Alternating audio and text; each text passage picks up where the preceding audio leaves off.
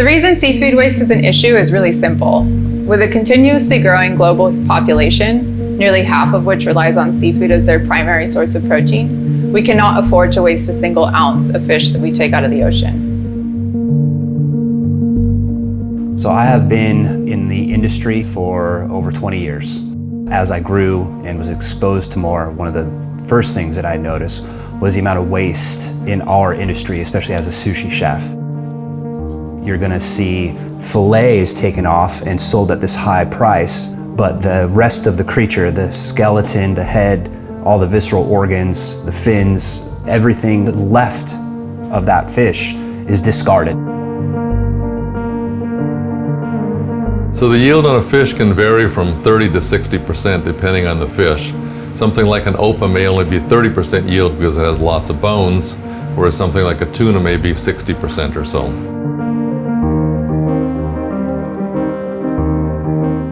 When I see fish being wasted in kitchens, I would say my biggest problem with that is that first, there's people that are hungry and we're just throwing meat away that we could be feeding people. But second, as an owner and a chef, I see money just being thrown in the trash where we could be stretching our dollar a little bit farther.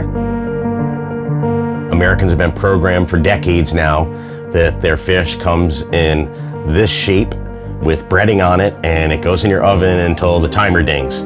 You know, as opposed to getting the whole fish, and many other cultures around the world are used to getting that whole fish, and we're starting to see a trend towards that, but I wouldn't say a rapid trend towards that.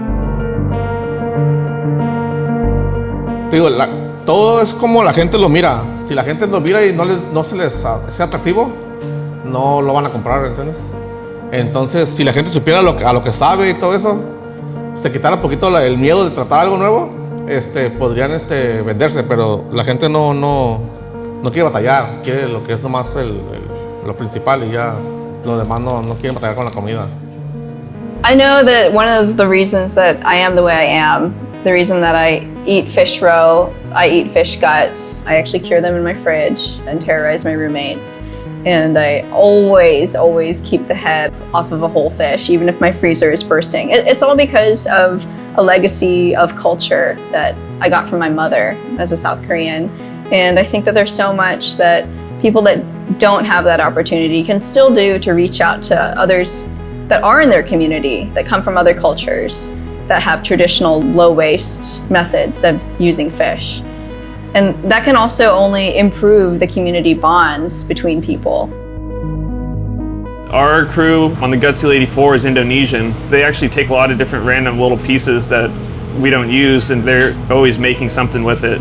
They take the lips from OPA and they eat that. They take the esophagus from the tuna, the fins, they make a little stew with them. They eat all sorts of things that we normally don't eat here in the United States. When I first started with sushi, I did notice that the Japanese approach was a little different and a lot less got wasted. I think some of it has to do with freshness, but I think a lot of it has to do with the value that different cultures place on food. So we're at a really interesting time where people are kind of starting to explore more stuff, and there's a slightly more open-minded approach to things. So it's kind of our time to get in there and have some fun and party and really show people what's going on and what we've been wasting this whole time.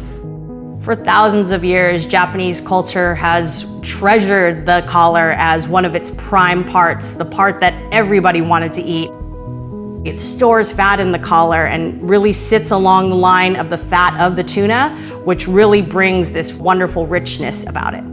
It's such a delicious cut, there's no reason why we should be throwing it away. So in a normal month, we're going to process around 100,000 pounds of fish. And with the bones and skin being 30 to 40%, that piles up pretty quick. So we have to find something to do with all this because we don't want it all going into the landfill. So the best things we've found so far have been bait for lobster fishermen and crab fishermen.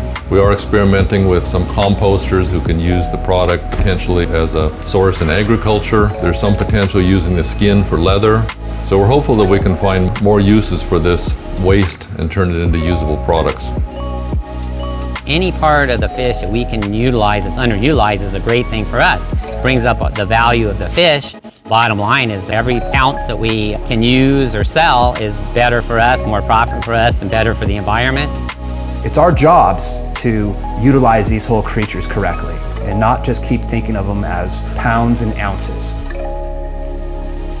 Seafood waste wasn't an issue for our great-grandparents. It's a relatively modern problem for a home chef to have no idea how to approach an entire animal. It's a mindset of privilege to think it's okay to waste something, especially to waste food from the sea. And it's time for us to check that privilege. What we've tried to do in order to help people refamiliarize themselves with using an entire fish is to aggregate resources all in one place on our website, fishfulfuture.com. Challenge yourself to visit that website, learn something new, and try a new recipe.